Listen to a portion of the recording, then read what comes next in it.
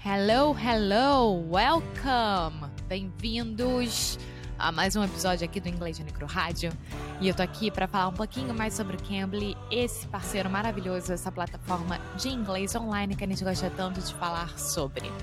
Bom, o Cambly dá para vocês, junto conosco, claro, a oportunidade de ter uma aula de graça, né? Mesmo colocando o código Inglês no Podcast lá no aplicativo ou no site deles, que é cambly.com. E, gente, uma coisa que eu fico recebendo bastante de perguntas, tanto por e-mail quanto na nossa caixinha de mensagens do Instagram, é que assim, ai, Alex, eu morro de vergonha, ou como é que vai ser o assunto? Quem é que puxa o assunto? Como é que vai ser seu travar? Bom, primeiro que o professor tá lá para te ajudar exatamente nisso. É o papel dele te destravar e fazer com que a conversa flui de uma forma normal. Claro que, gente, existem professores que não vão combinar com você e vice-versa, não é mesmo? Eu tenho alunos, às vezes, tive alunos, né, que não combinou. E tudo bem, vida que segue, eles vão achar uma outra professora ou professor de português que combine. E a mesma coisa pode acontecer com vocês. Então, a melhor forma de vocês testarem é com o nosso código Inglês no Podcast e ver como é que funciona. Para então você começar a fazer aulas, achar um professor que você realmente curta bastante e desenvolver um relacionamento muito bacana com eles, tá? Então é isso. Já dei meu recado do dia. Now, on with the show.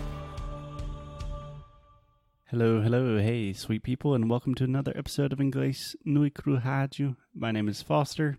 I'm an English teacher. I'm here with... Alexia. And who are you? I'm the guinea pig. You're the guinea pig. Your girlfriend. You are many, many things. But today, and normally on the show, you are our language learning guinea pig. So Alexia, today on the show, we are bringing back something that we have done a few times before. Yeah, 2 or 3 times already? Maybe. Yeah, I don't know. We've recorded almost 500 episodes now, so I really don't remember what we have and have not done.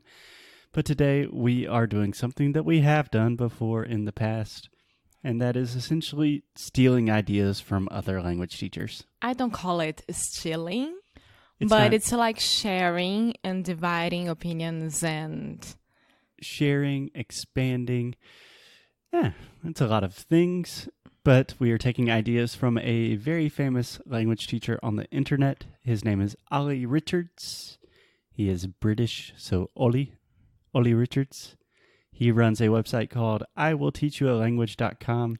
We are going to leave here on the show notes, so don't worry. Yes, and he has this thing that he does called the Rules of Language Learning, where he talks about kind of rules that he's learned over the years, principles that will make language learning easier. And I think it's fun to talk about them and compare our experiences. Yeah, of course. So, the first one. What's the name of the first one? Okay, this is not the first one in Olly's order, but the first one we're talking about today is called Keep Language Learning Outside of the Home. Yes, but when you were watching the video and you were understanding what he is explaining, he says that more or less that if you are in an international relationship, for example, like us, and one of the people in this relationship is learning, for example, Portuguese or English, they shouldn't be learning from his or her partner and should be learning outside of the house, outside of the relationship. Yes. So that was a long, complicated way to say that essentially Olly is disagreeing with the very common advice. You hear this a lot, like, oh, if you really want to learn a language, get a girlfriend or get a boyfriend that speaks that language. And he is saying that that is not good advice for a lot of reasons, principally because it's really not fair for your partner also to be your language teacher. It can cause a lot of stress in your relationships, and that he suggests that you should learn languages just how everyone else does, using traditional ways that are not your partner. So how do you feel about this, Alexia? As someone, we are in a relationship both linguistically and romantically. You're my language teacher. I'm your language teacher. What do you think about this? I think that sometimes it can be very, very exhausting for both of us. What? Nah, like sometimes I just want to speak and don't want to be corrected. And the same with you when you are speaking in Portuguese. No. But I mean, we are in the business, right? We are in the business of languages. We are in the business. And for us, it's natural that we are correcting each other and explaining how you should do it better and things like that. So it's not that hard for us. But for people who are not in the same situation and they need, I don't know how to explain that, but I think that it can be really hard. I agree. Do you want to hear my take on this? Uh-huh. I think it's a little bit different. So I think part of what makes our situation unique is the fact that I'm a language teacher and it doesn't matter what you say, I'm going to correct you. That's just something we have to live with. You're going to correct me. It's part of our lives. We're different than other people in that respect. But I think one of the reasons it worked for us and continues to work is when we met each other, I think our levels of each language were very similar. So your English was probably much better than my Portuguese, but we were already at a level where we could both speak, have conversations in both languages. It really didn't matter what language we were talking. And I think that's why it worked. Yes.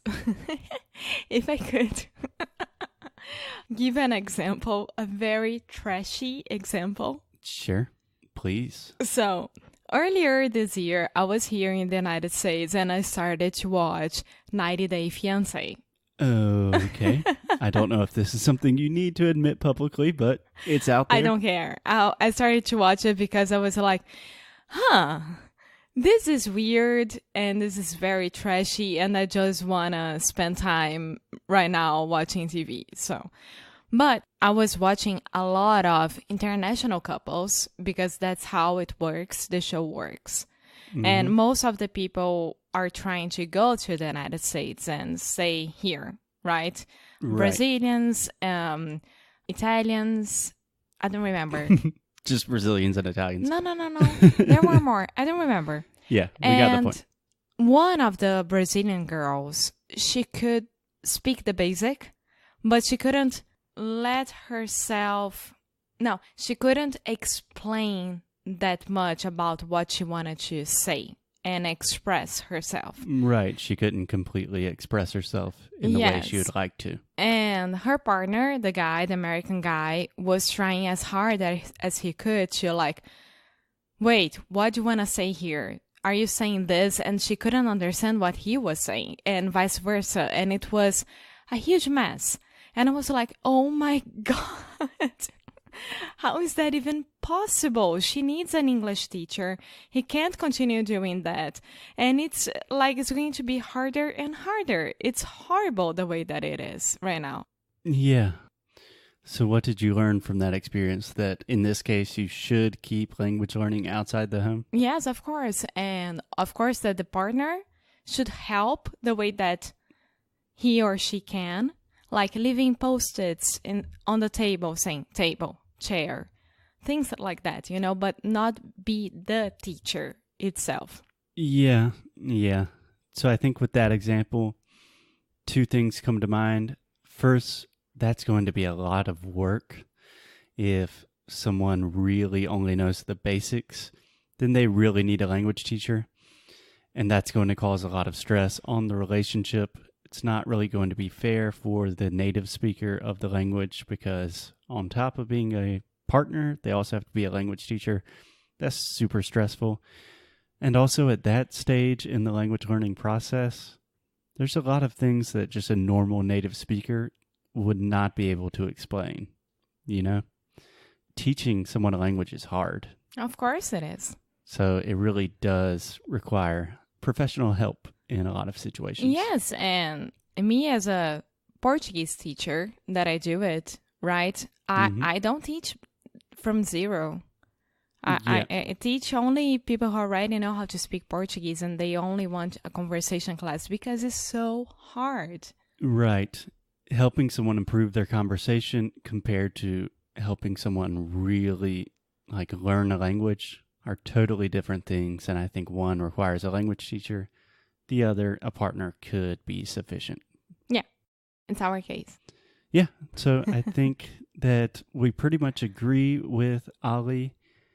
But we also admit that we are kind of an exception to his rule. Yeah. Yeah, of course. But we made a business from it as well. So, yeah. So any advice for our listeners out there that might be in a relationship with an English speaker, or any recommendations to Olly? I think that if you are in an international relationship and you guys already know how to communicate with each other, that's fine. Continue like that. I think it's working. But if you are in a relationship that it's not working as language situation, please seek help. Yeah. And this will improve your relationship 100%. Right. Yeah. Language teachers are like therapists. Yes, I know that. All my language teachers out there, you know what I'm talking about. So if you need help, get help. And I think that's it for today. What do you say? Yeah, of course. Okay, awesome. We will see you guys tomorrow. Bye. Muito obrigada por ter escutado mais um episódio aqui do nosso querido Inglês Micro Rádio. Como sempre, eu gosto de repetir que a gente faz tudo pensando em vocês, né? Nossos queridos ouvintes, nosso querido público, nossos queridos alunos. Então, quanto mais vocês conseguirem dar um suporte para nós, mais o Inglês de Micro vai poder oferecer para vocês. Então, vão lá no nosso site, deixem o e-mail de vocês vão conseguir receber materiais de graça, recursos de graça, vão poder saber quando é que a gente vai abrir o próximo Sound School, que vou dar aqui um spoiler já. E é isso. Então, muito obrigada por ter escutado mais esse episódio. Espero no próximo, tá bom? Tchau!